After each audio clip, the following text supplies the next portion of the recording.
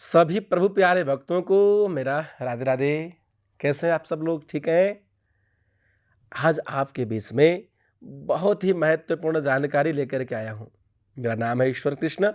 आशा करता हूँ आप सब लोग खुश होंगे, जहाँ हैं ठाकुर जी के प्रेम में, भक्ति में और कृपा छाया में आनंद से होंगे। यह प्रार्थना करता हूँ, कामना करता हूँ। आज मैं आप लोगों को एकादशी के महत्व के विषय में जानकारी कराऊंगा। उत्पत्तिका एकादशी है नवंबर 20 तारीख को, रविवार। उत्पत्तिका एकादशी का महिमा क्या है, महत्व क्या है, साथ साथ में एकादशी को व्रत क्यों रहते हैं लोग, एकादशी के दिन व्रत रहने से क्या पुण्य प्राप्त होता है और एकादशी व्रत न रहने से हमें क्या हानि मिल सकती है, इस विषय में आपके बीच में आज मैं जानकारी कराऊंगा। और आप सबसे निवेदन है, कहाँ कहाँ से देख रहे हैं आप सब लोग, कमेंट सेक्शन में जाकर के कमेंट अवश्य करें। भक्त भागवत, आप सबसे मैं निवेदन करूं, ये एकादशी जो है ना, नवंबर 20 तारीख रविवार को जो एकादशी, उत्पत्ति का एकादशी आप हम सबके बीच में आ रही है, इसका व्रत क्यों बैठना चाहिए? कहते हैं उत्पत्ति का एकादशी का अर्थ होता है कि एकादशी महारानी की आज ही उत्पत्ति हुई है। इसमें बहुत लंबी कहानी है, कथा है, जिसके श्रवण से हमें पुण्य प्राप्त होता है ना।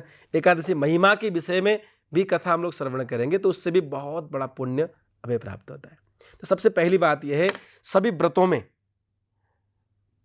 बार के व्रत होते हैं, पक्ष के व्रत होते हैं, वार्षिक व्रत होते हैं, है ना। सारे के सारे जितने भी व्रत हैं, सब व्रतों में सर्वश्रेष्ठ व्रत कोई है तो वह है एकादशी। जो एकादशी को व्रत रहता है उसे अन्य व्रतों का व्रत रहना अथवा व्रतों का पालन करना उतना आवश्यक है नहीं। तो कुल मिला के ये समझें कि एकादशी व्रत ही सर्वश्रेष्ठ व्रत है।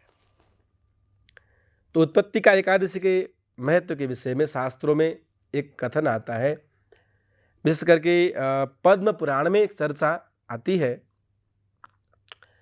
एक बार एक मूर नाम का दैत्य था, बहुत ही बलशाली था।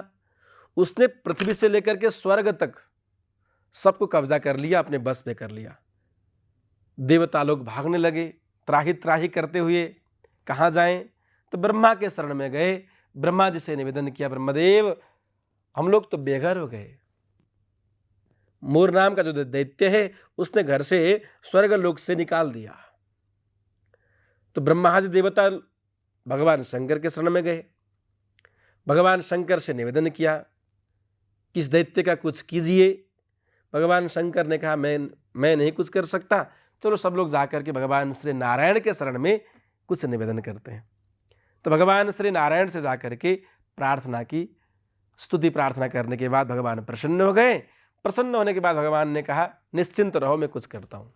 तो कहते हैं हजारों साल तक उस दैत्य के साथ में श्री ठाकुर जी का युद्ध चलता रहा। घमासान युद्ध हुआ, भयंकर युद्ध हुआ, सालों तक, कालांतर तक युद्ध होने के बाद वह दैत्य भी थक गया, भगवान भी थक गए। भगवान ने कहा थक गया, अब तो बैठ गया है, ये कुछ नहीं कर पाएगा। सो भगवान विश्राम करने के लिए बद्रिकाश्रम की ओर चले गए। बद्रिकाश्रम में सिंहावती नाम का एक गुफा है, उसमें रह करके ठाकुर जी विश्राम करने लगे। तो कुछ समय के बाद वह दैत्य जग करके ठाकुर जी को ढूंढते ढूंढते ढूंढते जो है गुफा के अंदर प्रवेश कर गया। भगवान तो विश्राम पे थे।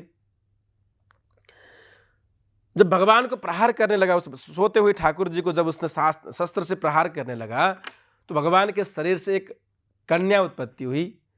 कन्या ने उस दैत्य के साथ युद्ध किया, भयंकर युद्ध हुआ। युद्ध में उस कन्या ने मूर नाम के दैत्य को परास्त कर दिया, उद्धार ही कर दिया, मार डाला। कुछ समय के बाद ठाकुर जी जगे, फिर प्रश्न किया किसने इसको मारा? तो वह कन्या कहती है प्रभु मैंने मारा है, आप तो शयन कर रहे थे, आप विश्राम पे थे, इसलिए मैंने ये कर्म किया। तो भगवान बहुत खुश हो गए। तो उस कन्या का नाम था एकादशी। सो भगवान ने उस कन्या को खूब आशीर्वाद दिया, चलो तुमको मैं पक्ष प्रदान करता हूँ, एक तिथि प्रदान करता हूँ। एकादशी तिथि उसको स्थापित कर दी। और ठाकुर जी ने ये कहा, जो भी एकादशी के दिन व्रत रहेगा उसके जीवन के सारे पाप धुल जाएंगे, सारे संकट समाप्त हो जाएंगे, जीवन की रुकी हुई काम सब बन जाएंगे। तो एकादशी का व्रत रहेगा उसके सारे काम मैं पूरा करूंगा। तो एकादशी के महिमा के विषय में यह कथा शास्त्रों में, पुराण में आती है। उसमें भी उत्पत्ति का एकादशी की महिमा जो है विशेष करके बताया गया है। भक्तों, मैं आपसे निवेदन करूं, और एकादशी व्रत के नियम के विषय में क्या करना है, क्या नहीं करना है, एकादशी के दिन क्या करें जिससे घर पे ठाकुर जी की कृपा हो, लक्ष्मी का खूब वास हो, घर में सुख शांति धन धान्य प्राप्त हो, और क्या नहीं करना चाहिए एकादशी के व्रत के दिन, ये भी मैं आपको आज बताऊंगा। एकादशी के दिन अन्न ग्रहण नहीं करना चाहिए। यदि हो सके तो जल पी करके व्रत रहना चाहिए। यदि जल केवल जल से नहीं चल रहा है तो एक फल आप ले सकते हैं। तो फल जो है यदि हो सके तो मतलब सुधारा हुआ नहीं, ऐसा फल ग्रहण करें जिसको मतलब काटा ना गया हो, सुधारा ना गया हो, क्योंकि चाकू में कुछ प्याज स्याज लहसुन वगैरह उससे काटा हुआ हो सकता है, तो उससे दोष लगेगा। इसलिए किसी भी घर पे जा रहे हैं, कहीं भी जा रहे हैं, तो आप लोग फल ले रहे हैं तो बिल्कुल फुल बिना कटा फल आपको ग्रहण करना चाहिए। और दूसरी बात यह है कि दिन भर मंत्र जाप करना चाहिए। जितना आप मंत्र जाप करेंगे उतना ही आपको पुण्य प्राप्त होने वाला है। एकादशी व्रत रह रहे हैं पर कुछ पुण्य कर्म नहीं कर रहे हैं, सत्कर्म नहीं कर रहे हैं, जाप भी नहीं कर रहे हैं, तो उससे पुण्य मिलता नहीं है। एकादशी व्रत का पुण्य तभी आपको प्राप्त होगा जब आप सत्कर्म करेंगे, सही व्यवहार करेंगे, सही आचरण करेंगे, दीन दुखी असक्त असहायों को सेवा करेंगे, है ना, मंत्र जाप करेंगे, तीर्थ व्रत करेंगे, कथा श्रवण करेंगे, तभी एकादशी व्रत का पुण्य आपको मिलने वाला है। और सबसे बड़ी बात यह है कि एकादशी के दिन नाम मंत्र का जप करना चाहिए। राधे कृष्ण कृष्ण कृष्ण राधे राधे, राधे श्याम श्याम श्याम राधे राधे, अथवा हरे कृष्ण कृष्ण कृष्ण हरे हरे, हरे राम राम राम हरे हरे। इस मंत्र का खूब जाप करें। आप जितना जाप करेंगे उतना ही ज़्यादा पुण्य आपको मिलने वाला है। और सबसे महत्वपूर्ण बात यह है कि एकादशी के दिन दोपहर में सोना नहीं चाहिए। यदि आप सोएंगे तो आपका भाग्य खो जाएगा। एकादशी के दिन दोपहर में भूल करके भी ये गलती ना करें, सोइए नहीं, ठीक है। और शुद्ध रहें, शुद्ध स्वभाव, शुद्ध आचरण, शुद्ध आहार, शुद्ध व्यवहार, और हो सके तो मौन व्रत रहिए, मंत्र जाप खूब करिए। आप सबको उत्पत्ति का एकादशी की मंगलमय शुभकामना। आपका जीवन खूब मंगलमय हो, सुखद रहे, ठाकुर जी कृपा खूब मिलती रहे। और एकादशी के व्रत के विषय में विशेष करके एकादशी दिने भुक्त्वा द्वादश्याम व्रतमाचरेत, यह भी नियम है। यदि दशमी पलमात्रेण त्याज्या च एकादशी तिथि, दशमी के एक पल के भी छोने से अथवा थोड़े से समय दशमी यदि एकादशी में स्पर्श किया हुआ हो तो वह एकादशी व्रत नहीं रहना चाहिए, द्वादशी व्रत रहना चाहिए। एकादशी दिन भुक्त्वा द्वादश्याम व्रतमाचरेत, तो एक द्वादशी व्रत रहना चाहिए। वैसे निरंतर आपको मैं बताता रहूँगा कि कौन सी एकादशी कब आ रही है, कब व्रत रहना है। इस विषय में मैं आपको इसी चैनल के माध्यम से हर एकादशी से 1-2 दिन पहले ही आपको मैं जानकारी देता रहूँगा, क्योंकि आपको तो मतलब तिथिवार नक्षत्र योग करण आप लोग देख नहीं सकते, इसलिए सहज के लिए आपको 1-2 दिन पहले मैं जानकारी देता रहूँगा।